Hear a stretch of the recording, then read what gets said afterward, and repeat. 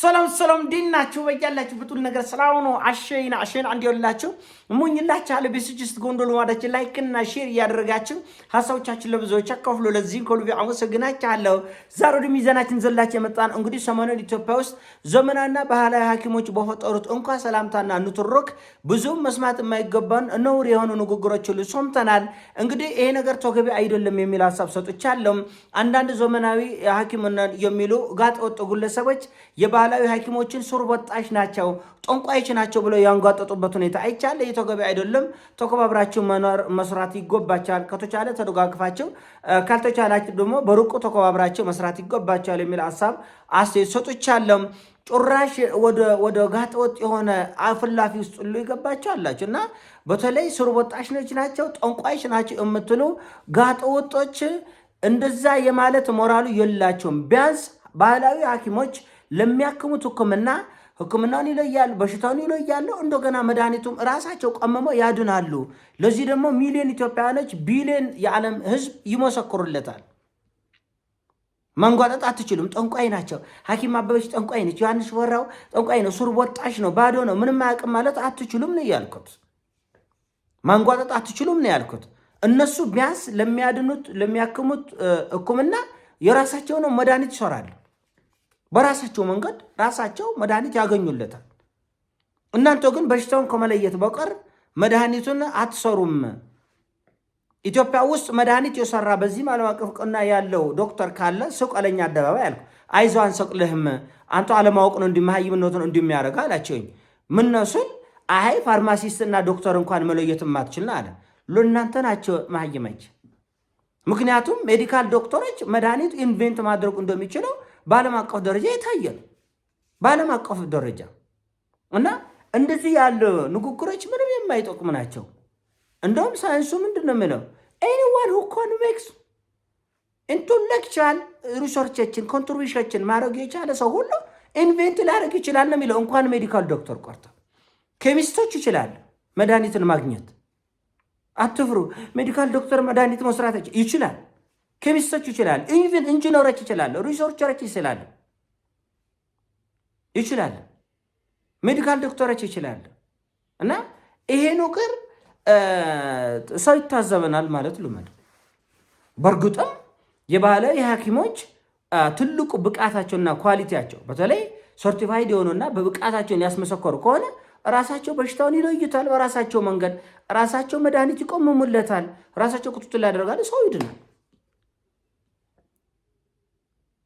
እና እኔን እንደ አላዋቂ ማየት ሜዲካል ዶክተርና ፋርማሲስት እንኳን መለየት የማይችል አንተ አሁን የሰለጠነ ጊዜ ነው። 6ኛ ክፍል የተማረ ተማሪ ጎግል አድርጎ እኮ አፍን ሊያስይዝ ይችላል እኮ። ዝም ብሎ ዲፕሲክ እና ቻርጂቢቲ ጠይቆ አፍን ሊያስይዝ ይችላል። አሁን ሜዲካል ዶክተሮች ኢንቬንት ማድረግ አይችሉም ብለህ ስትናገር ሴትዝብኛል አትልም። እና ለምሳሌ አሌክሳንደር ፍሌሚንግ የመጀመሪያው አንቲባዮቲክስ ሪል አንቲባዮቲክስ የሰራው ሰው አሌክሳንደር ፍሌሚንግ ነው። የሚሊዮኖችን ህይወት ያዳነው ሜዲካል ዶክተር ነው፣ ፋርማሲስቱ አይደለም።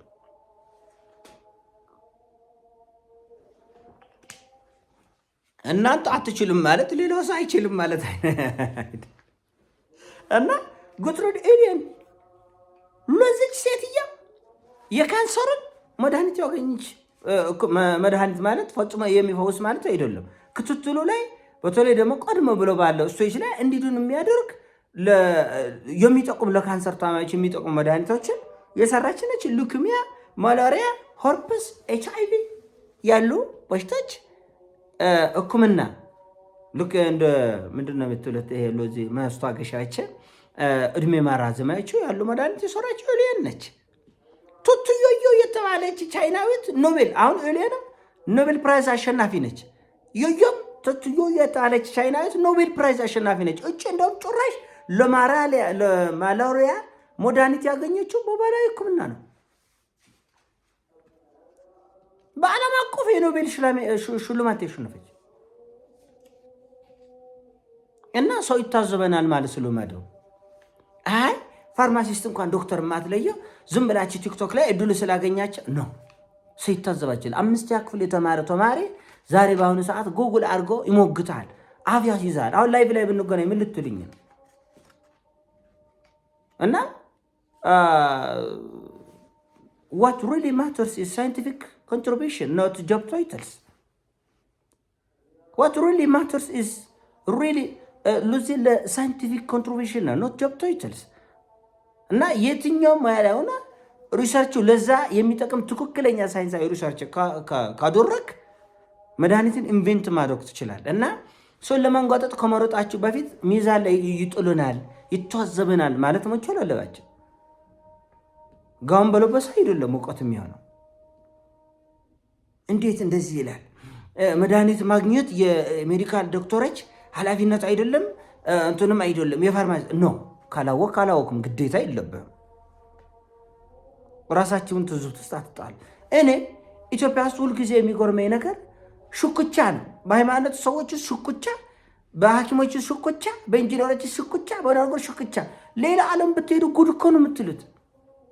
ጃፓን ውስጥ ዘመናዊ የቤት አሰራሩን ከባህላዊ የቤት አሰራር ጋር ማፎካከር ሳይሆን ማጣመር፣ ሁለቱም በያዙበት መንገድ ብቁ እንዲሆን የማድረግ ስራ ነው የሚሰራው። ማአቱ ናችሁ ስሉትን ጫጫችሁ የምትፈጥሩት ለውጥ የለም። ይኖክ እንደ ምሳሌ ነው ያልካችሁ። ቻይናዊቷ የኖቤል ፕራይዝ በሕክምና የኖቤል ፕራይዝ አሸናፊ የሆነች ቱትዬ ሚሊዮኖችን ያዳነችው በመላ ዓለም።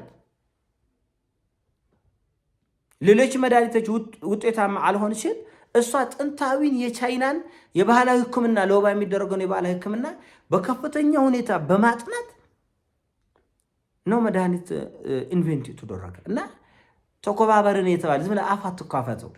ጓደኛ ሆኑ፣ ተቆራረቡ፣ ሀሳብ ሼር ተደራረጉ፣ ወዳጅነት ፍጠሩ፣ ሻይ አብራችሁ ጠጡ፣ አይዛችሁ አትሞቱ። ትከሻ ለትከሻ መጋፋት ትልቅ አያደርጋችሁም። እና አንዳንድ ነገር ሰውን ለመተቸት ከመራራጣችሁ በፊት ይቻላል።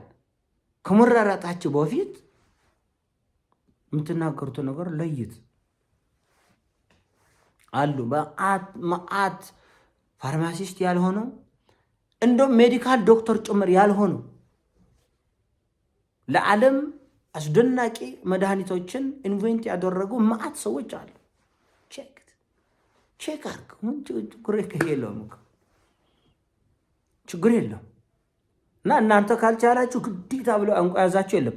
አንድ ስኑ። ሁለተኛ እኔ ሕክምና ብቻውን ያለ መድኃኒት ቅመማ ባዶ ነው። ባህላዊ ሐኪሞች ግን ሕክምናቸውን ከመድኃኒት ቅመማ አንዳንዶቹ እስከ እጽዋቱን እስከ ማሳደግ እስከ ማበልጸግ እርሻዎችን ሁሉ እስከ መንከባከብ ድረስ ነው የሚደርስ አንዳንድ ባህላዊ ሐኪሞች ስራቸው። ለምን?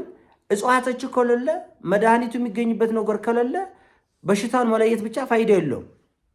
ሜዲካል ዶክተሮች ከጃፓንና ከቻይና ከአውሮፓ የሚመጣውን መድኃኒቱ ብቻ ተማምነው አይደለም መስራት የሚገባቸው። መድኃኒቱን የመፈለግ የማግኘት ግዴታም አለባቸው። ልክ እንደ ሰሜን ኮሪያ ማዕቀብ ቢጣልብንስ? እንደ ኢራን አይቻልም እኮ። ከኢራን ጋር ከሰሜን ኮሪያ ጋር መድኃኒቱን ላይ አይገበያዩም። ምንም አይነት ሳይንቲፊክ ሪሰርቾች ለኢራን አይሰጡም፣ ከኢራንም አይወጡም። ስለዚህ እንደዛ አይለ ማዕቀብ ቢጣልብን ተንኮርፈን በተቀመጥንበት እንዴት ነው የሚሆነው? መድኃኒት ኢትዮጵያ ውስጥ አይመረቱም ማለት ይመረታል ወገነቼ። ቅመማው የሚቀመሙ ጉዳዮች ከነማሸጊያው ከነማሽኑ ከውጭ ነው የሚመጣው ነው ያልኩት። ከውጭ ነው የሚመጣው ብያለሁ። እና ሌላውን ለማንቋሸሽ የምትችሉበት ግራውንድ ላይ ናችሁ ወይ? ቢያንስ ባህላዊ ሐኪሞች ሚሊዮን ኢትዮጵያውያኖች ሊመሰክሩለት በሚችሉበት ሁኔታ በሽታውንም ይለዩታል፣ መድኃኒቱንም ይፈልጉለታል፣ መድኃኒቱንም ይቆምማሉ፣ መጠኑንና ሁሉን ነገር ለይተው ይሰጣል። የዳኑ ብዙ ሰዎች አሉ። ክፍተት አለ በነገራችን ላይ የባህላዊ ሕክምና ከፍተኛ ክፍተት አለ። ያን አልኳድኩ። ዘመናዊ ሕክምናም የራሱ ክፍተት አለው። አንዱን እያዳነ አንዱን በሽታ የሚፈጥርበት ሳይድ ኢፌክት ይኖራል። ግን እያልን ያሉ ነው ምንድነው? ሁለቱም ክፍተቶቻቸው ላይ በመስራት የተሻለ ውጤት ቢያመጡ መልካም ነው የሚል ሐሳብ ይሄ ሐሳብ ነው። እና ባካችሁን ሐሳብ በተለይ እኔ ጋር ስትነጋገሩ በልክ ሆኖ ለምን እኔ እንቅልፍ የለኝም አልፋታችሁ። ይሄን ሀሳብ ነው። እዚህ ሞቻችሁ ላይ አድርጉ፣ ሼር አድርጉ። እወዳችኋለሁ። ፒስ